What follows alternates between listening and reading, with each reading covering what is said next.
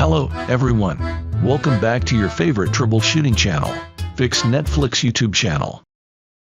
Today we will show you how to fix your Philips TV won't turn on, or Philips TV has no power or dead issue. Before starting your TV repair, please make sure that you have tested the electrolytic capacitors first.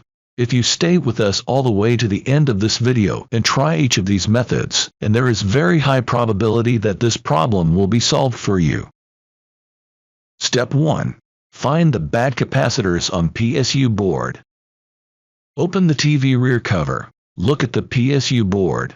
On power board pictured above, I have indicated which capacitors you should be examining for signs of failure. These capacitors are aluminum electrolytic capacitors, and are the most likely cause of your problem. The capacitors with the green arrows are the most likely candidates for being bad, but the blue arrow are other capacitors to examine.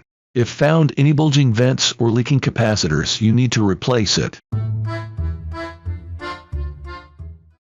Before going to the next step, if you found this video helpful, please give it a thumbs up and subscribe to our channel, Fix Netflix, for more helpful tech tips and tutorials.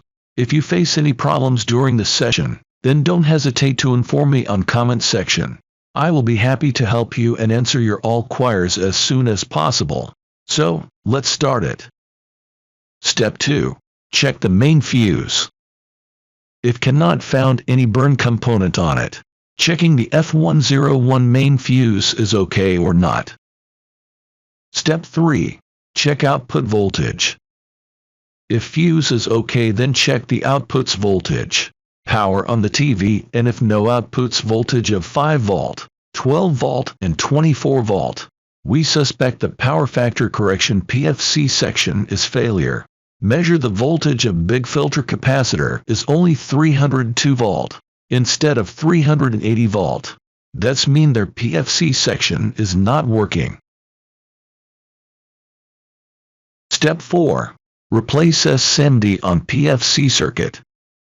So, power off TV and using the multimeter testing the PFC circuit components and found that Q108, Q109 and Q110 all are 2 Tesla, marking code SMD all are gone.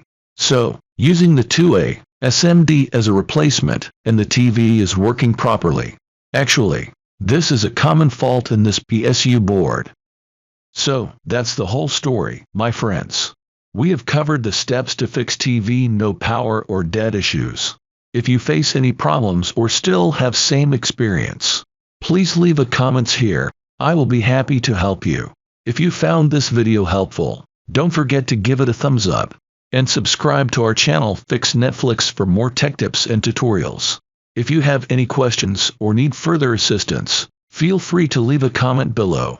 Thanks for watching this video, and we will see you in the next video.